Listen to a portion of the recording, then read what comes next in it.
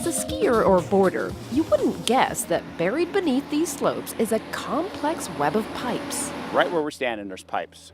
All And over the mountain. all over the mountain. Thank you.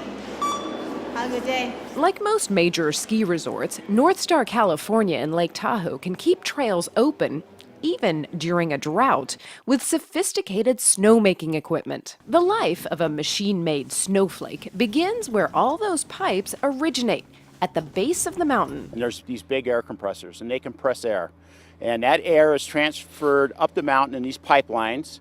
And there's also water pumps. Hoses transporting the water and compressed air are hooked up to different types of snow guns. Here's a stick gun, and this is a fan gun. Basically, it uses a big fan on the back, and in the front of the gun at the nozzles, there's a bunch of water nozzles in the front. Okay. So the fan just forces air out, water interjects into the airstream, and it just falls to the ground as snow. It's equipment like this that's transformed Sochi, a subtropical city. Same stuff in the Olympics that they use, we're using here at North Star. And they're using other tricks in Russia. They like it a little firmer because it's faster and they're into speed.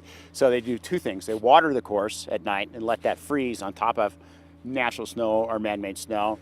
And they may, if it warms up during the day, they may add a little salt to it. It makes it set up during the day so it's a little bit firmer. Chilly temperatures definitely help. The colder it is, the more efficient snow guns become. North Star typically fires up 125 guns nightly, but they're only turned on when the mercury drops below a certain temperature. How much snow can this stick gun generate? This is about 14 to 75 gallons per minute. And it runs 24 hours a day when it's cold. And so it will cover this area right here. In 3 or 4 days, you could ski this area when you put a snowcat on and groom it out. Over the past 10 years, snowmaking has become highly automated to the point that the snow guns on the mountain can be controlled with an iPhone app.